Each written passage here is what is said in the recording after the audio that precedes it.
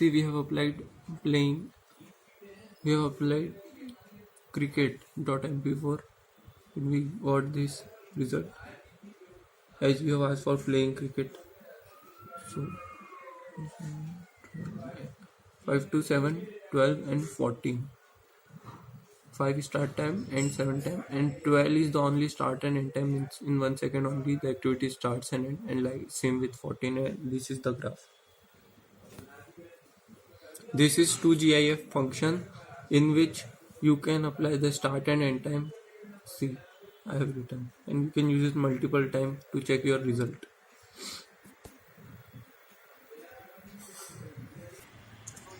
See now 5 to 7.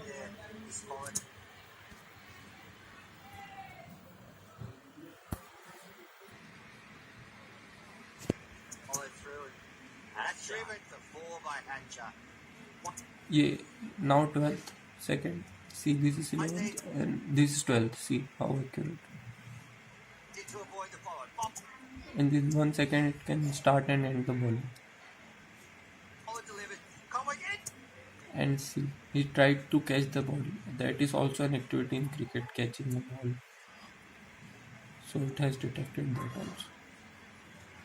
And there is a gap of 1 second, that also it has detected. Then we saw for high jump, it is from 2 to 5 and from 10 to 15. And these are this is the probability graph. Sorry, 9 to 15, yes.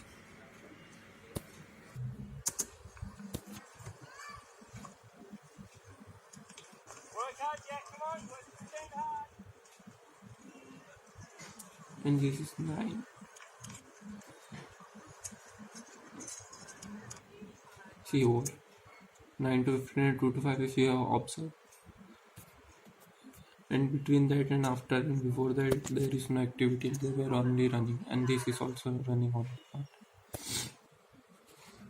Now we have to take swimming activity.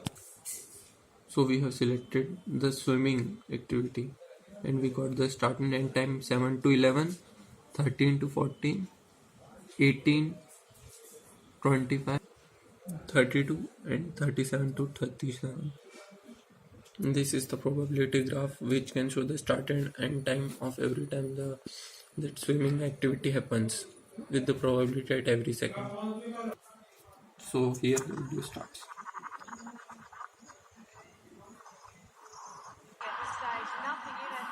And see, if you know the starting time, it has been started activity if you have observed the graph. And when the video is zoomed out at that time our activity, it does not recognize that activity, so it cuts that part. Then again it starts recognizing if the camera is constant, and if this bird's part appears, so it again stops. Again it starts.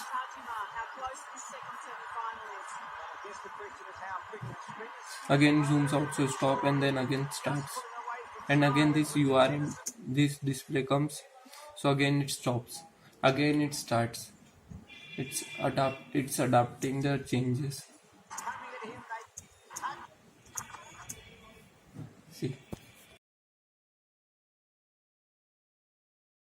Going to explain our project and activity recognition using temporal annotation with timeline.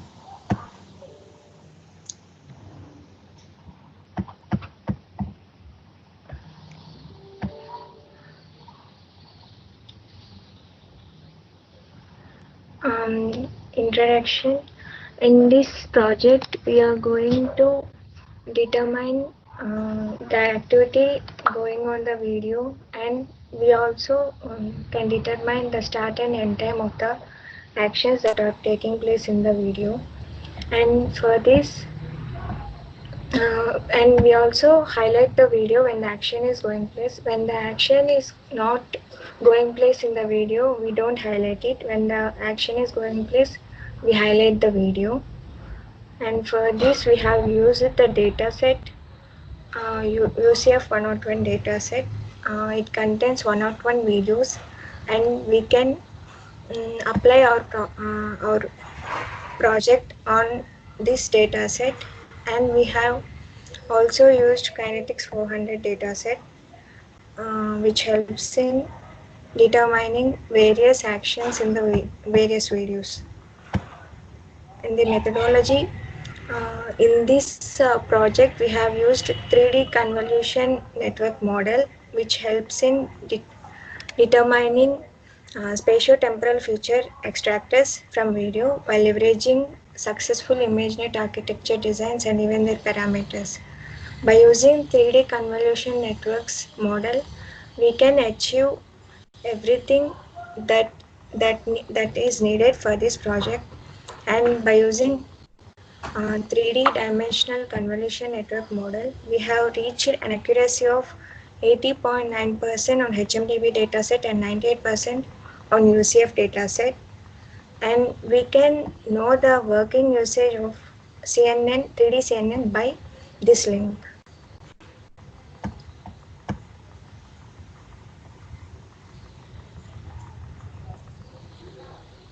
Now Sachita will tell about results achieved.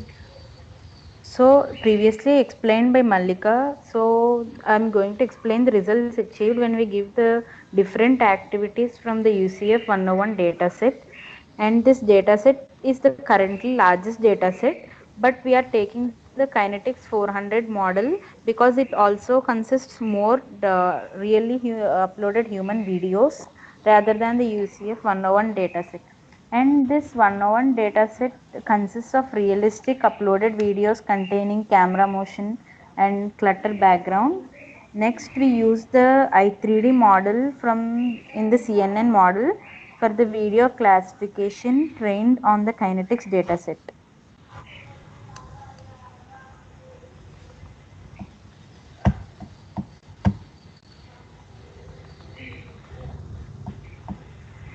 So the next slide is the graph and the results achieved. So when we given the high jump as the input, so there is a probability graph for action recognition which shows the start and ending time of the high jump. Then given the high jump video path as the video is displayed and the probability graph of that particular happening activity, and we determine this function for different various activities and obtain the graphs and the results. So the next concepts will be explained by Shivam.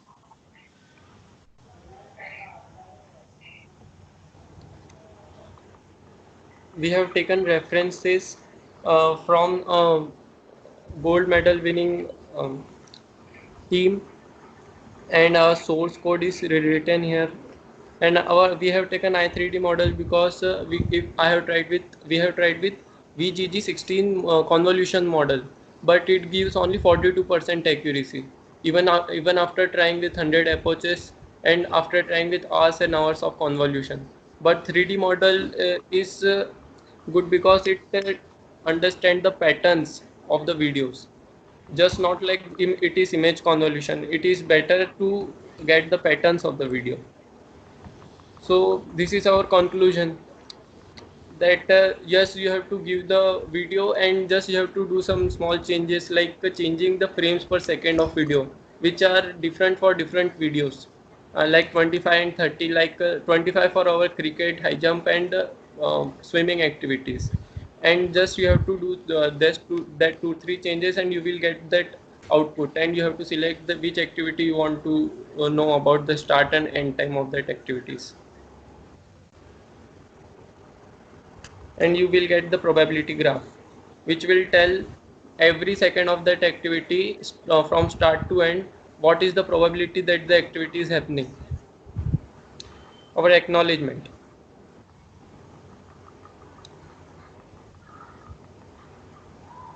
Our acknowledgement.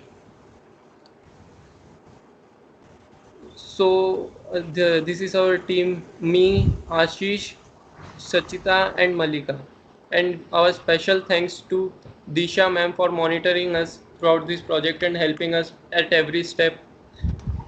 And thank you Bennett University and leadingindia.ai which have provided us the platform to do something new and to understand through different concepts of machine learning. Thanks.